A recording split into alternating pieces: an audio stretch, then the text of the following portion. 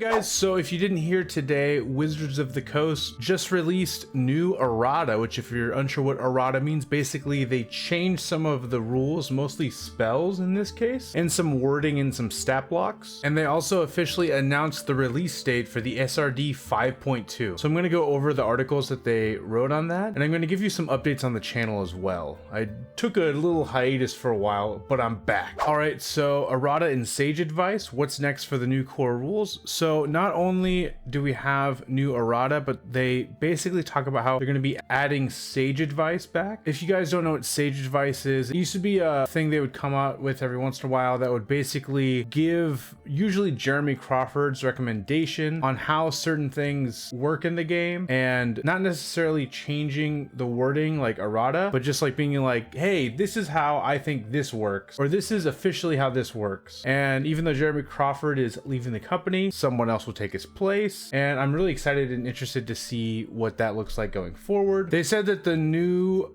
Sage Advice Compendium hasn't been set in stone, but it's coming soon, so hopefully soon means actually soon and not almost 3 months like the SRD, and we'll get to the SRD here in a bit. But first, let's go ahead and look at the Errata. So I'm going to try to go over these quickly, and I'm going to try to focus on the important ones. There's certain things like the first one here is Goliath traits. In the powerful build trait, you have advantage on any saving throw, is now you have advantage on any ability check, which is somewhat of a nerf, but also I think most people assumed it was mistyped because powerful build in the past didn't work that way. Almost all of these feat things are just wording being more specific. Like for example, Grappler, your speed isn't halved when you move, is now you don't have to spend extra movement to move. Poisoner, until you hit with the poisoned item, is now until you deal damage with the poisoned item. I feel like this actually affects the rules a bit because, for example, if you craft like a poison vial and you convince an NPC to drink it, then your benefit would still apply, and I think that's what it's meant for. Telekinetic feat, its range increases by 30 feet, is now its range and the distance it can be away from you both increased by 30 feet. This equipment armor table is just being more specific about how when you equip a shield, it is an action. Utilize action to don or doff, to equip or unequip. Here's the thing that's the most important in my opinion though, is the spells section. I'm going to go ahead and talk about Conjure Minor Elementals because that's what we're all here for. So in the using a higher level spell slot section, 2d8 is now 1d8. Everyone wanted this change. I don't think I ever heard anyone wanting the spell to stay the same. So now, for example, if you upcast it to level 9, instead of being 12d8, it's now 7d8, which actually is still really good. It's just not incredibly broken. To compare it to a similar spell, Spirit Shroud at the highest level is still only 4d8. So it being 7d8 is almost double Spirit Shroud's damage. So it's still really good. But remember, it's only available to wizards, druids, and bards through bard, abilities that they get access to every spell list, every main spell list. So it's still only available on a few classes, but it's now really good, and I feel like most DMs will now allow it at the table if they didn't previously. Giant Insect in the HP entry used to say 10 HP, I assume, for each spell level, is now 10 for each spell level above 4th. That seems fine. Conjure Woodland Beings in the using a higher level spell slot section, level above 5 is now level above 4. So it being a 4th level spell, that just makes way more sense, and it does buff it a little bit, so that's nice. It's a pretty powerful spell already though, but whatever. Conjure Elemental and Conjure Fey have also received the same nerf that Conjure Minor Elementals got, and I feel like most people didn't talk about these just because Conjure Elemental in my opinion is kind of clunky to use, and Conjure Fey is just kind of weird in my opinion.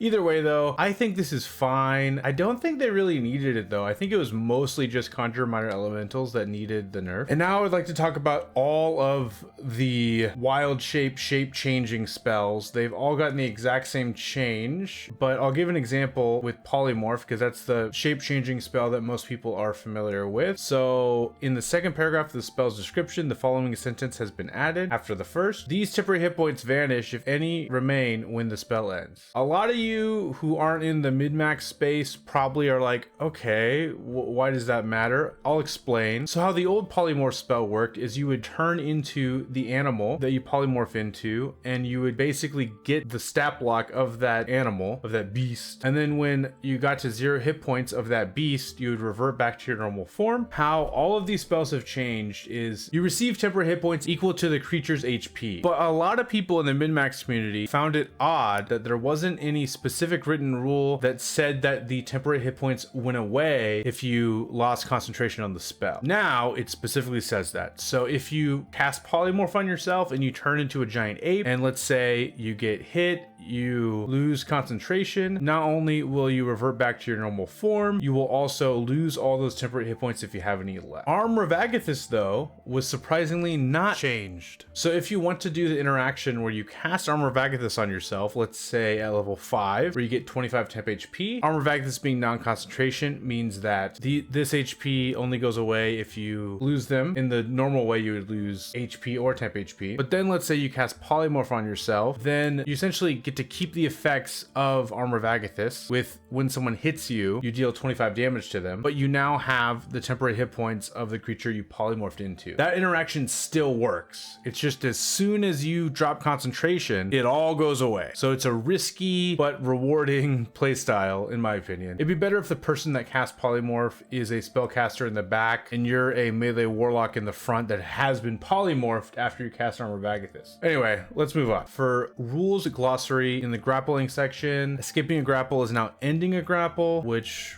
that's fine. In addition, the grappler can release the target at any time, no action required. I like this. I feel like this has come up in games I've played where people are like, can I just let go of them? That makes sense in real life, but now it's specifically written here. I hate hiding and I hate the invisible condition. It's always so confusing for no reason. I like this change. It makes it so that we don't have to think about it as much from a game rules perspective, but more just like what makes sense in real life. In the second paragraph, you have the invisible condition is now you have the invisible condition while hidden. In the third paragraph, the condition ends on you is now you stop being hidden. Yeah, because it made it seem like if you use the hide action, you become invisible to everyone, even people that have line of sight of you. And it was like really weird because it was like you have the invisible condition to who, and now it just makes more sense with how hiding works in the real world. If you are hidden, then people can't see you, basically.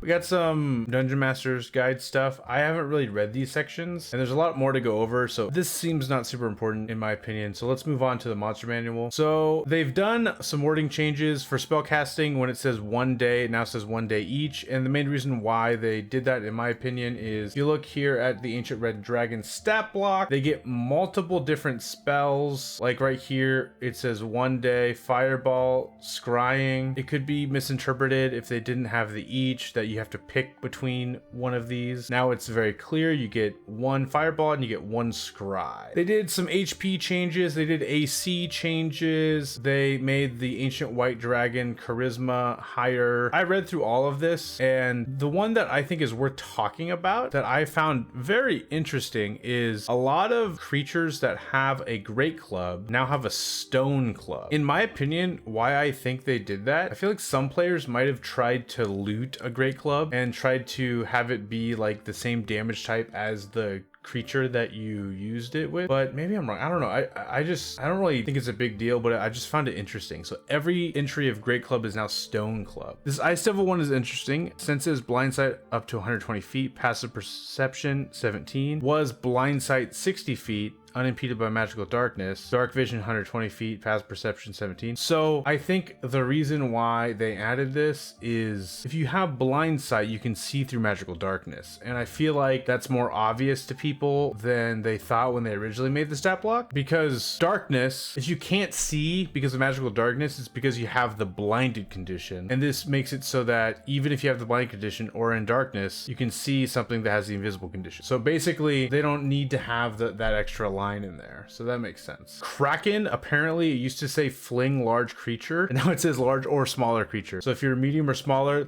it couldn't fling you. So that's a nice change there. And that's everything that I think is worth talking about when it comes to the errata. Really nice changes, but now I'm going to talk briefly about what's coming next week. We have the SRD 5.2, and I'm really excited about this because if you haven't been keeping up with my channel, I'm actually planning on releasing my own PDF file files for a few subclasses that I'm working on. I've even commissioned art. I've been sending out some like community play tests. As soon as I can, I'm going to be releasing the Gravity Warden Ranger using the SRD 5.2. So if you are curious about that, just go ahead and subscribe down below and you'll get the video where I not only announce that the PDF is available for the Gravity Warden Ranger, but I'll make a build video describing how I would create and play a Gravity Warden from levels 1 to 20. So that'll be really fun. I'm gonna make it pay what you want, so that's also exciting. It's basically free, but if you want to send me a few dollars, that's also nice. I commissioned an artist and put a lot of work into it, so that'd be great. And then it'll help me have the resources to make more subclasses that I plan on doing, as well as other content in the future. But the SRD 5.2 is coming out April 22nd, and very excited for it. Basically, this allows anyone to make third-party content for D&D with the 2024 rules, and I'm excited to like skim through the details. With the whole OGL debacle that happened a couple years ago, I feel like it's gonna be pretty open, and we're gonna have access to most of the content you would expect. I feel like it'll be like the SRD 5.1, but even better. So I think that's very encouraging, and very excited to show you guys my new content. And that all being said, thank you guys for watching, and I am going to be making content regularly again. I just traveled the world a bit. I went to South Korea to see my wife's family, and I'm just you know, jet lagged and all that stuff, but content is coming soon, and get ready for the Gravity Warden Ranger. So peace out, guys.